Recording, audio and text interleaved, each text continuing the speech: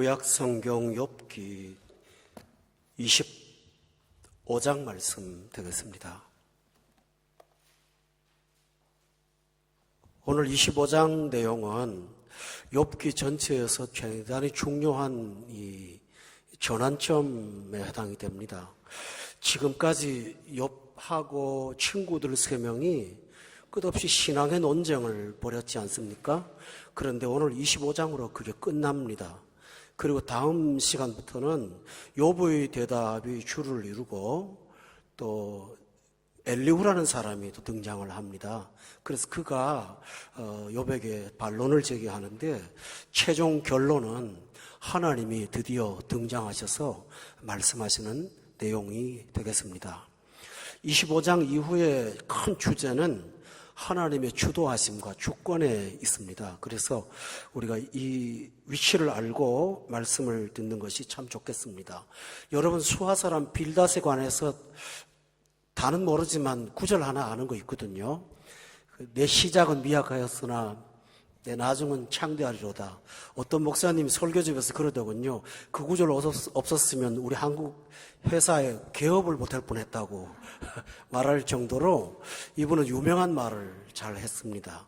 수하 사람 빌닷은 3명의 친구 가운데는 욥에게 비교적 온화했던 사람이었고 어떻게 하든지 위로를 하려고 하는 그런 어떤 컨셉을 갖고 욥을 대했던 사람인데 그 최종 결론을 빌닷이 내리고 있습니다. 그런데 오늘 전체 내용을 보면 빌닷은 그동안 욥을 비난했던 것을 그만두고 모든 해답은 하나님이 갖고 있다는 것을 말씀 전하면서 막을 내리고 있습니다. 이것은 굉장히 중요한 내용이죠. 인생의 모든 최종의 해답, 최상, 최고, 절대는 하나님이 가지고 있다는 믿음은 우리도 갖고 있어야 될 줄로 믿습니다. 참 귀한 거죠. 자연스럽게 수하 사람 빌닷은 하나님이 누구신가를 언급하게 됩니다. 그 첫 번째가 2절에 나오는 하나님에 관련된 내용을 주권, 위엄, 화평이라고 세 내용을 말씀하고 있습니다. 여기서 주권이라는 내용과 위엄과 화평은 연결되어 있는 굉장히 중요한 하나님에 대한 속성입니다. 우선 하나님은 주권을 갖고 계신 주권자이십니다. 주권이라는 게 뭘까요? 쉽게 말하면 생명과 사망과 화와 복을 주장하시는 분이 하나님이십니다. 또 이 세상을 통치하시는 분이 하나님이십니다. 예레미야는 말하기를 하나님은 토기장이와 같다고 비유를 했습니다. 우리를 진흙 한 덩어리로 비유한다면 하나님은 당신의 뜻대로 우리를 빚어가시는 주권자라고 소개했습니다. 또 시편에 보면 시인 중에 모세의 시가 나오는데 시편 90편에 보면 모세는 하나님의 명령으로 생이 끝난다고 말하면서 너희 인생은 돌아가라 라고 선포한 것을 소개하고 있습니다. 이것을 우리가 단적인 몇 가지만 보더라도 하나님은 주권자라는 사실을 우리가 믿고 또 수하 사람 빌닷도 그 사실을 먼저 증거하고 있습니다. 그런데 다른 말로 하면 하나님이 모든 것을 주도하신다라는 뜻이잖아요. 그러면 어떻게 보면 하나님이 강제하시고 또 하나님이 독재도 하시는 것처럼 느껴질 수가 있습니다. 그래서 그 다음 구절이 굉장히 중요해요. 그 주권은 어떤 세상의 군주처럼 포악한 것이 아니고 위엄을 갖고 계신다라고 했어요. 이 주권은 단순히 어떤 사람을 통제하는 통제 수단이 아니라 그 주권은 위엄이 있다라고 표현했습니다. 이 위엄이라는 것은 어떤 뜻을 갖고 있냐면 경배라는 뜻을 포함하고 있습니다. 따라서 하나님의 주권은 욕을 먹는 세상의 군왕들과는 다르게 그 주권 자체가 경배를 받을 만한 것이고 경외의 대상이 될 수 있다라는 것입니다. 단적인 예를 하나 드릴까요? 요셉은 어린 나이에 형들에게 미움받아서 애굽으로 종이 되어서 팔려갔습니다. 그리고 애굽의 군대 장관 집에 들어가서 종노릇을 했는데 거룩하게 살려고 했던 것이 모함을 받아서 감옥에 들어갔습니다. 감옥에 들어가서 왕의 신하의 꿈을 해석해 줬는데 그 대가를 받지를 못했습니다. 성경에 보면 그 왕의 신하가 요셉을 잊어버렸다고 되어 있습니다. 수십 년의 인생 동안을 되는 일이 하나도 없는 좌충우돌만 하고 살았던 요셉입니다. 그런데 나중에 국무총리가 됐습니다. 그리고 나중에 형들을 흉년에 만났습니다. 그때서야 그는 인생을 되돌아보았습니다. 되돌아보았더니 하나님께서 자신을 먼저 보내신 것입니다. 근데 그 보낸 목적이 뭐냐 하면 당신의 백성을 구원코자 하시는 하나님의 도구로 먼저 쓰라고 하나님께서 자기를 보냈다는 사실을 깨달았습니다. 그 한마디의 깨달음이 뭘까요? 내 인생을 하나님이 주권으로 역사하셨다라는 사실입니다. 그래서 주권이라는 선으로 내 인생을 보니까 나라는 기차가 하나님의 주도하심 아래에서 차근차근 걸어왔다라는 것입니다. 그래서 지금 돌아보니까 이 모든 것이 하나님께 영광 돌릴 수밖에 없다라는 것입니다. 그래서 그는 하나님을 경외했고 이 이야기를 통해서 은혜 받은 야곱의 형제들도 변했습니다. 야곱은 마지막에 하나님의 주도하심을 찬양하면서 생을 마감하지요.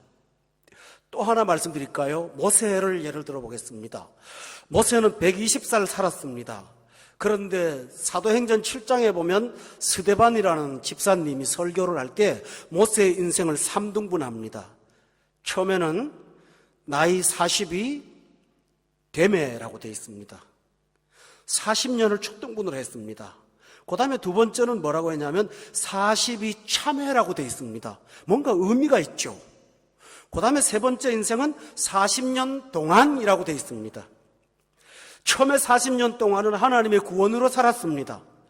그리고 두 번째 40년 동안은 하나님의 연단 속에 살았습니다. 그리고 마지막 40년 동안 하나님의 권능으로 살았습니다. 이 120살을 쭉 살고 난 다음에 마지막 성경의 끝에 보면 모세가 죽을 때 눈이 흐리지 않았다고 표현되어 있습니다. 그리고 그가 죽은 것은 말씀대로 죽었다라고 되어 있습니다. 병으로 죽었다고 되지 않고 사고로 죽었다고 되지도 않습니다. 그래서 모세의 인생을 120살로 나누는데 3등분으로 나누어서 정확하게 하나님이 어떤 시점에 그를 변화시키셨고 만나주셨고 그를 쓰셨습니다. 그리고 마지막 생이 끝났을 때 누보산에서 가나안 땅을 바라보며 말씀으로 생을 끝냈습니다. 이것은 한마디로 말하면 하나님의 주권이 작동하시는 인생이었다라는 사실입니다. 이 사실을 사도행전은 강조하고 있습니다. 욥이 그 말을 했죠. 23장에서 나의 가는 길을 그가 아십니다. 내가 가는 길이 있습니다. 여러분, 이 주권이라고 하는 것은 위험이 있습니다. 찬양받을 것입니다. 하나님 앞에 영광 돌릴 내용입니다. 할렐루야. 우리가 하나님의 주도하심 가운데 살고 있다는 것이 얼마나 행복한 일이고 귀한 일입니까? 하나님의 손에 붙잡혀 산다고 하는 것이 시편 23편에 있는 시편의 기자는 유명한 말을 했죠. 그가 자기 이름을 위하여 우리를 의의 길로 이끌어 가시고 라고 되어 있지 않습니까? 사망의 음침한 골짜기 다닐지라도 그가 나와 함께 하심으로 주의 지팡이와 막대기로 지켜주셔서 나의 평생에 당신의 선하신 주권이 정령 따른다고 고백이 되어 있습니다. 하나님이 한순간도 떠나신 적이 없는데 그냥 동행하시는 것이 아니라 하나님의 주도하심과 주권을 갖고 움직이셨다라는 사실입니다. 할렐루야. 이것이 바로 뭡니까? 하나님의 주권이므로 우리가 인생을 오래 살고 그걸 깨닫고 나면 하나님 앞에 무릎 꿇고 그 주권에 대해서 경외할 수밖에 없습니다. 여기까지 이끌어주신 하나님이 얼마나 고맙고 귀한지요. 바울 사도가 생의 마지막에 감옥에서 그는 얼마나 감격했지 않습니까? 내가 달려갈 길을 다 마치고 선한 믿음의 싸움을 싸웠으니 이제 내게 남겨진 것은 하나님의 영광의 면류관, 의의 면류관이 나를 위하여 준비된 것이라고. 그는 찬양하면서 주동하심 아래 살았던 인생이 얼마나 기뻤던지 내가 나의 나 된 것이 하나님의 은혜라고 고백하면서 생을 마감했습니다. 여러분, 불신자들의 생의 마지막을 얼마나 초라합니까? 불행합니까? 어두움 속에서 죽음의 캄캄한 곳으로 들어가지 않습니까? 그런 믿는 자의 생은 하나님의 주도하심 때문에 오늘까지 살아왔고, 그 죽음의 다리를 지나가면 영원 복락이 기다리는 천성에 안착한다는 사실을 생각할 때 하나님의 주권을 찬양할 수밖에 없을 줄로 저는 믿습니다. 그래서 요한계시록에 보면 천국에 올라간 주의 백성들이 하나님 앞에 찬양을 하지 않습니까? 찬양하면서 고백하면서 경배를 돌리면서 구원하심이 우리를 구원하신 하나님께 있도다 하고 찬양하는 것을 여러분 들어보셨을 거예요. 오늘 여기서 저하고 함께 말씀을 대하시는 교우 여러분, 우리 모두가 주님 앞에 가서 지나온 날을 이끌어주신 그 주권을 찬양하게 될 줄로 믿습니다.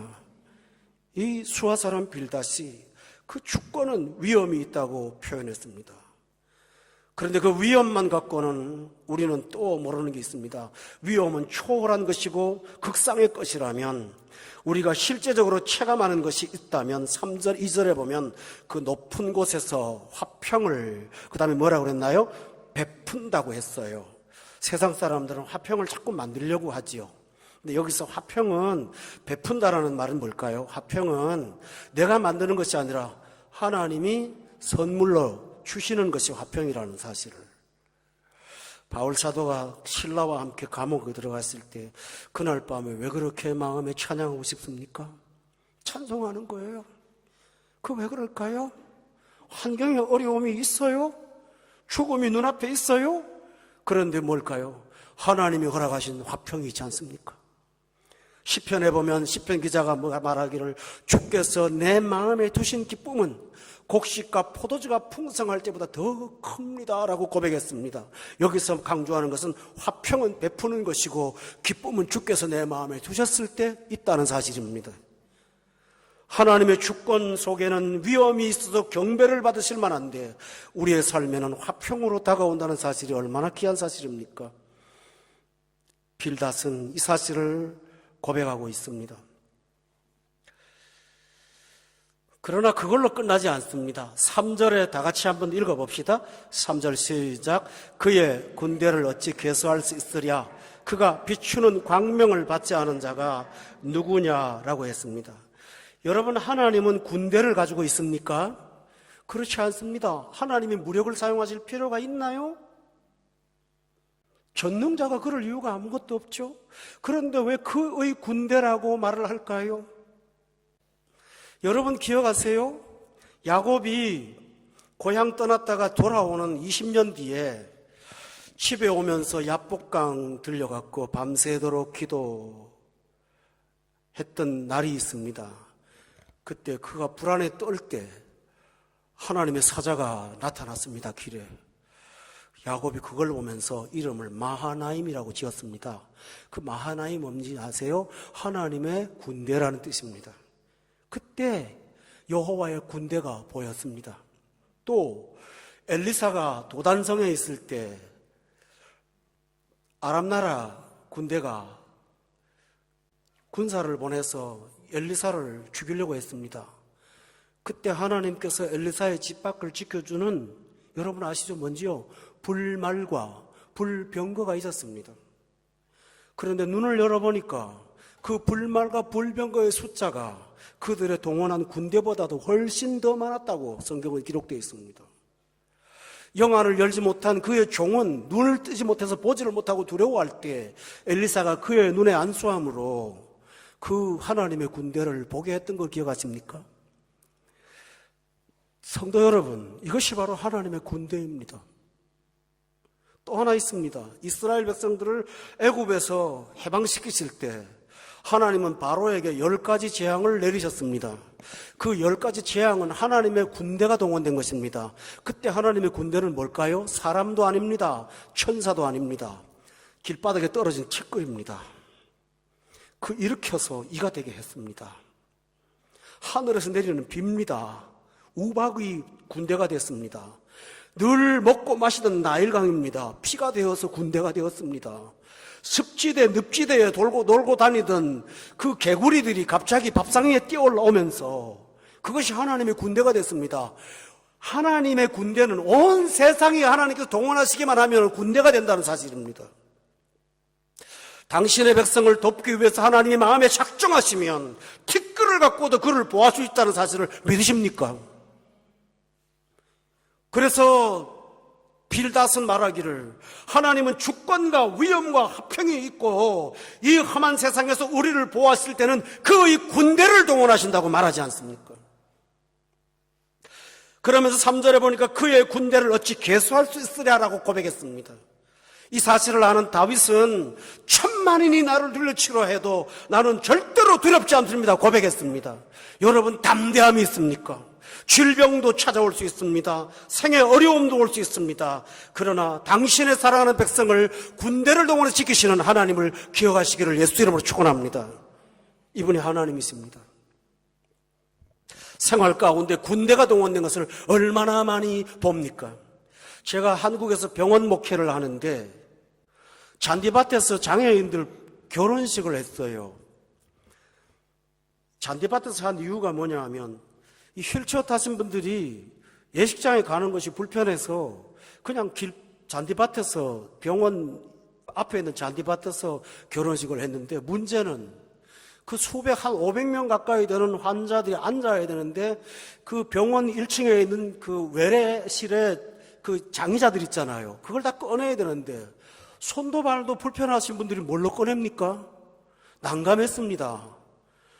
그리고 막연히 망연자실하게 그 광장 앞에 서 있는데 지나가던 시내버스가 그 안으로 들어오는 거예요. 시내버스 노선이 아니거든요. 들어오더니 중고등학생들 한 50명이 주르르 내리는 거예요. 그 왜 오냐고 물었더니 하는 말이 버스가 갈 수 없는 이유가 뭐 하나 있어갖고 지금 여기까지밖에 못 왔다는 거, 소풍 가다가 온 거예요. 갑자기 하는 말이 교사 선생님이 뭐 필요한 게 있으세요? 도움이 필요하십니까? 그래요. 지금 난리가 났잖아요. 그 젊은 장정들 50명 정도가 순식간에 그 의자를 다 날라갖고 감격스러운 예배를 드렸습니다. 그날로 우리 교회는 폭발적으로 성장했습니다. 그때 그 학생들은 누구일까요? 당신의 군대입니다. 할렐루야. 하나님께서 당신의 사랑하는 백성들을 위해서 이 군대를 동원하고 있다는 사실을 수아 사람 빌닷은 고백하면서 욥에게 용기를 주고자 했던 것입니다. 이분이 바로 하나님이십니다. 그런데 그 사실을 잘 모르는 사람도 많습니다. 3절에 보면 그의 군대를 어찌 계수할 수 있으랴 해놓고 그 다음에 그가 비추는 광명을 받지 않은 자가 누구냐라고 했습니다. 하나님은 당신이 어떠한 분이심을 감추지 않고 온 세상에 드러내시고 알려주십니다. 그것이 빛입니다. 여러분, 우리가 이 세상에서 하나님이 누군지를 아는 것처럼 진짜 빛이 어디 있습니까? 자연을 통해서 하나님을 알 수 있는 빛이 있습니다. 로마서에 보면 1장에 하나님이 하나님의 신성을 그가 만드신 만물에다가 분명히 보여주셨다라고 되어 있습니다. 우리가 영적으로 온전한 눈을 뜨고 나면 이 세상 모든 것이 하나님을 보여주는 하나의 계시들이라는 사실을 깨닫게 될 것입니다. 이걸 일컬어서 신학에서 일반 계시라고 보통 전문 용어를 씁니다. 일반 계시가 뭐냐 하면 하나님의 자연과 역사와 어떤 사건 속에서 하나님의 존재하심을 느끼게 해준다라는 뜻입니다. 알게 한다는 것이죠. 그것이 바로 빛이에요. 그게 빛이에요. 자, 아까 제가 간증을 했지만 그 몇십 명 되는 아이들이 차에서 갑자기 내려왔을 때 저는 거기서 뭘 봤습니까? 야, 도우미들이 왔구나라고 보다는 앞에서 감격했죠. 하나님이 주도하시는구나. 여기 보이지 않는 하나님이 지금 이 광장에서 역사를 하고 있구나. 그게 하나님이십니다. 그 빛이잖아요. 보세요. 가나의 혼인잔치에서 포도주가 떨어졌어요. 물로 포도주를 만들었어요. 하인들은 심부름하다가 기뻤어요. 그 포도주를 갖다 주어서 맛을 본 연회장이 있죠? 맛보아서 좋았어요. 그런데 진짜 기뻤던 사람들은 예수님하고 함께 간치에 초대받았던 제자들이에요. 요한복음 2장 11절에 보면 그 처음 표적을 가나에서 나타내심에 제자들은 맛봤다고 하지 않고 믿었다고 돼 있어요. 여러분, 여기서 강조점이 있어요. 연회장은 예수님이 누군지를 알지 모르는지 잘 몰라요. 그러나 그분을 몰랐던 것 같아요. 그는 그가 만드신 맛을 보는 것을 좋았어요. 그러나 그 물이 포도주가 되어서 사람들을 즐겁게 하는 것을 보는 제자들은 저 포도주 나도 맛보자가 아니라 그 일을 주도하시는 영광을 발견하면서 찬미했어요. 여러분, 그러지 않습니까?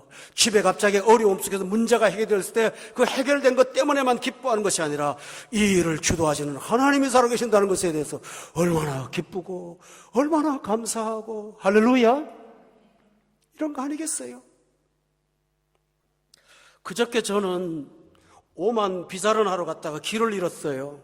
요새 그 핫하러 가는 쪽 길을 막아서 그 레지던스 비자가 없는 사람들은 통과를 못하게 하는 것 같아요. 그냥 가래요. 들어갔다가 사막의 한복판에 들어가 보니까 핸드폰도 안 되고 길도 차선 구분도 없고 모래는 가득한데 낙타가 얼마나 많은지 길바닥에 늘벽에 늘어서 있는 거예요. 정신없이 사진을 찍어대고 길을 잃었다는 걸 모르고 어떻게 빠져나갈지 난감하더라고요. 기름은 넣었지만 야, 이거 정말 잘못 들어온 거예요. 해는 져서 어두워져 가는데 찾아오는 사람은 없고 이거 길도 차도 없고 아무것도 없는 컴컴한 모래바람은 불어가고요. 근데 이상하게 마음이 즐거운 거예요.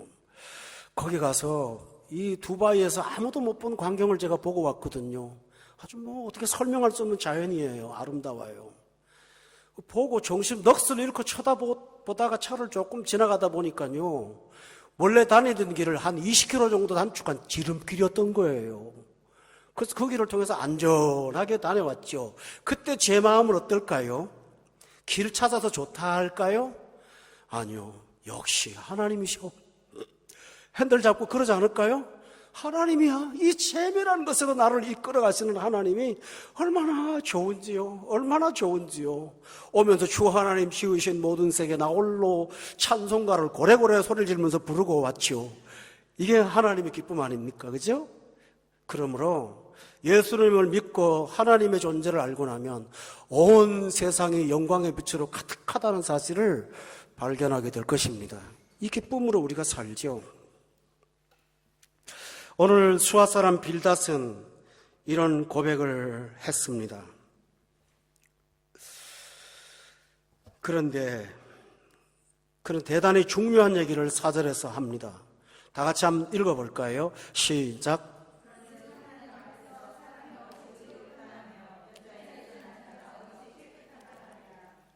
그런즉 이런 하나님 앞에서 사람이 어찌 의롭다 하며 여자에게서 난 자가 어찌 깨끗하다 하랴라고, 이 빌닷이 아직도 욥에 대해서 뭔가 석연찮은 게 있는 거예요.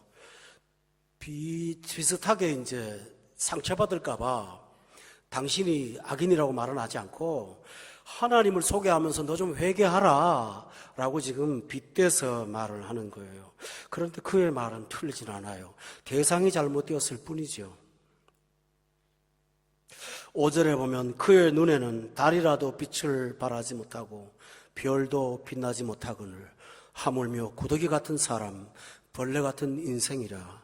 여러분, 여기서 중요한 사실이에요. 빌닷은 인간의 죄인됨을 정확하게 알고 있어요. 전능하신 하나님의 표준으로 비춰봤을 때 의인은 없나니 하나도 없고요, 구더기 같은 인생이요, 벌레 같은 인생이 인간이에요. 그러나 그는 진리의 반쪽만 이야기했어요. 그게 뭘까요? 그때마다 욥은 기억합니다. 지난번에 다른 사람이 말할 때 그랬죠. 나의 구속자가 살아 계신다고. 내가 육체 밖에서 그분을 볼 거라고. 나는 그 소망으로 산다고.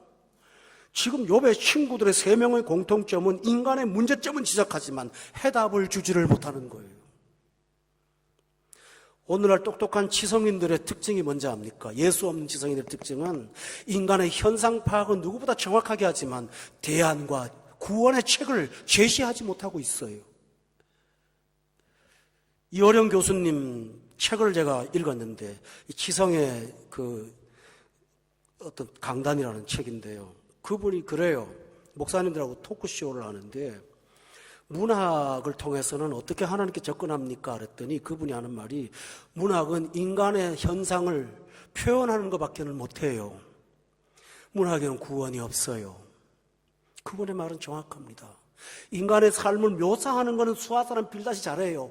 구더기 같은 인생인 거예요. 벌레 같은 인생인 거예요. 그러나 그런 여기서 끝나기 때문에 26장 1절에 욥이 거기에 반론을 제기하는데, 다음 시간에 말씀을 드리겠습니다. 연속극이지 않습니까?